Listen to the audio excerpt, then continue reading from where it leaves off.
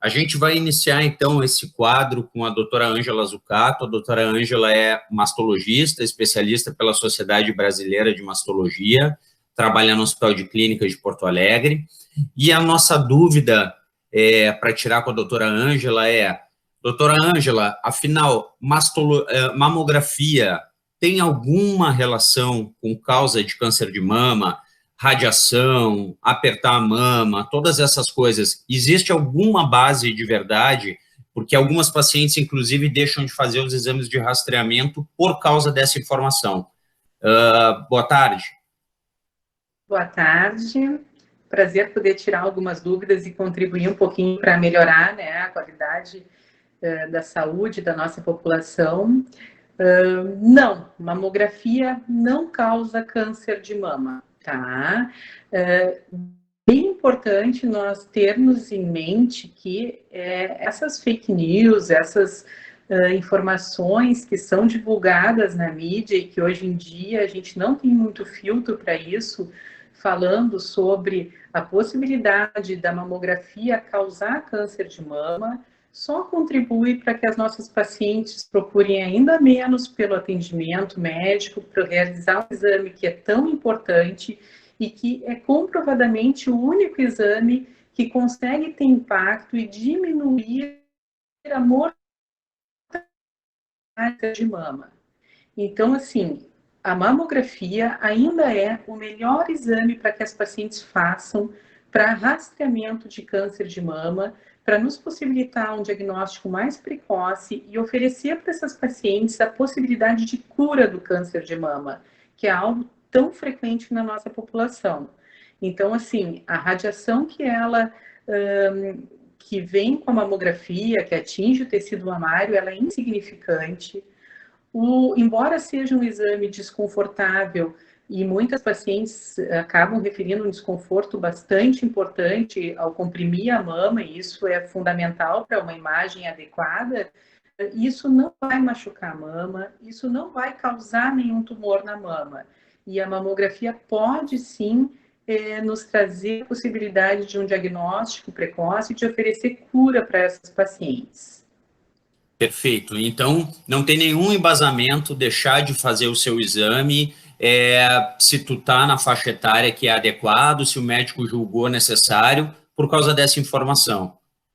Não, nenhum fundamento. Eu diria que são declarações irresponsáveis, né? Perfeito. E acabam por atrapalhar a busca pelo rastreamento precoce, por um diagnóstico precoce, por um atendimento mais adequado. Perfeito, porque quem diagnostica antes tem muito mais chance de cura, tá certo isso, Ângela? Tá certo. Hoje em dia, e justamente com o advento da mamografia, dos exames de rastreamento, a gente consegue oferecer cura para o câncer de mama num percentual muito grande de pacientes. Mas, para isso, a gente precisa fazer esse diagnóstico precoce. E Perfeito. o exame clínico, a palpação, normalmente consegue identificar exames já com mais de 1 centímetro, 1,5 centímetros, enquanto que a mamografia e, eventualmente, outros exames associados também vão conseguir nos dar a informação sobre a possibilidade de tumores iniciais. Perfeito. Qual é a recomendação atual, Ângela, para a população em geral, que a gente vai recomendar o rastreamento e quais são os exames que vocês mais indicam? A partir de que idade? Quais são os exames? Sim. Na realidade, assim, ó, a Sociedade Brasileira de Mastologia, ela recomenda que toda mulher, a partir dos 40 anos de idade, faça mamografia anualmente até os 75 anos de idade, ou enquanto a expectativa de vida dessa mulher foi superior a 7 anos. Isso existe algumas situações em que alguns órgãos, como o INCA, por exemplo, preconiza rastreamento somente dos 50 aos 69 anos de idade e mamografia bianual. Mas é muito importante a gente entender que se nós fizermos somente nessa faixa etária que o INCA preconiza, nós deixaremos de fora 50% das pacientes com câncer de mama, porque 50% das mulheres que têm câncer de mama, elas têm ou menos de 40 anos ou mais de 70 anos. Então, a recomendação que as pessoas devem seguir e procurar o atendimento, né, no sentido de fazer o seu rastreamento mamográfico, é entre 40 a 75 anos anualmente. E o médico atendente, o ginecologista, o mastologista, vai verificar se existe indicação de, além da mamografia, solicitar a ultrassonografia mamária ou uma ressonância mamária, ou enfim, algum outro exame complementar. Mas a mamografia é o exame fundamental de rastreamento. Perfeito. Mesmo para quem tem prótese de silicone, que é uma dúvida que as Sim. pacientes têm, né? Isso, a pessoa ter colocado prótese, implante de silicone, não contraindica que ela faça o rastreamento como se ela não tivesse a prótese ou, né, a prótese de silicone. Ela igual tem indicação de fazer na mesma periodicidade, anualmente, dos 40 aos 75 anos. Existem técnicas em que se faz a compressão da mama de quem tem prótese de silicone de uma maneira diferente, se fazem inclusive mais clichês para conseguir fazer essa avaliação de uma maneira mais adequada, mas sim se consegue avaliar a mama dessas mulheres, mesmo que tenham silicone, e elas devem fazer o exame sim. Não está relacionado a um maior risco de ruptura de prótese, não vai causar nenhuma complicação em função de ter a prótese. Perfeito. Alguma recomendação geral, Ângela, para a população que tem história familiar ou que tem algum fator de risco?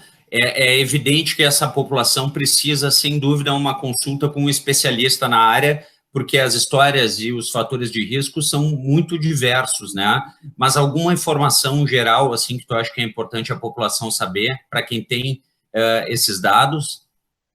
De um modo geral, a gente pode colocar algumas coisas assim que são importantes. Se a pessoa tem algum familiar de primeiro grau que teve câncer de mama, mesmo que ela não tenha realizado nenhuma testagem genética, que ela não tenha, né, não se saiba portadora de nenhuma mutação, mas a mãe teve, ou a irmã teve, ou duas tias maternas tiveram, enfim, uma história familiar importante, a gente aconselha que ela comece a fazer seus exames de rastreamento 10 anos antes da idade que aquele familiar teve. Então, assim, se a mãe teve câncer de mama aos 42, independente de se saber portadora de uma mutação genética ou não, essa paciente deverá, a partir dos 32 anos de idade, passar a fazer seus exames de rastreamento. Para as pacientes que são mutadas, elas têm uma mutação identificada, é um pouquinho diferente. E claro que hoje a gente cada vez evolui mais, se conhece mais tipos de mutações. A mais comum é a mutação do BRCA, que a gente chama, ou 2. Para essas pacientes, a partir dos 25 anos, já se faz rastreamento. Perfeito, perfeito. Ângela, muito obrigado. Eu queria saber se tu tem mais alguma orientação ou alguma coisa que tu acha que vale a pena a gente falar em termos de medida preventiva para o câncer de mama ou de rastreamento, enfim, e queria te agradecer de novo por nos ajudar nessa empreitada aí para tirar os mitos que estão se espalhando por rede social, porque eles acabam nos atrapalhando muito, né? A gente, como médico, também a gente só reclama dos mitos das redes sociais, mas às vezes a população nem sabe aonde buscar informação. Então, esse é o nosso objetivo. Queria te agradecer, muito obrigado. E se tu tem alguma orientação final nesse sentido de medida de prevenção ou para o rastreamento?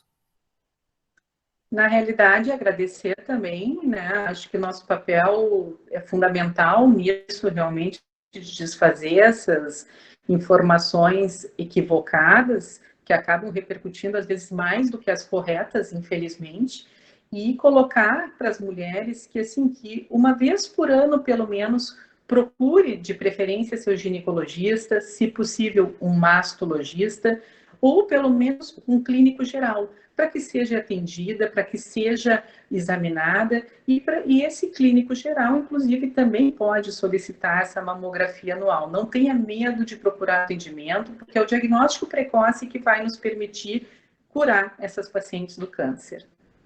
Perfeito. Muito obrigado pela tua participação e pelos esclarecimentos. Um abraço. Um abraço.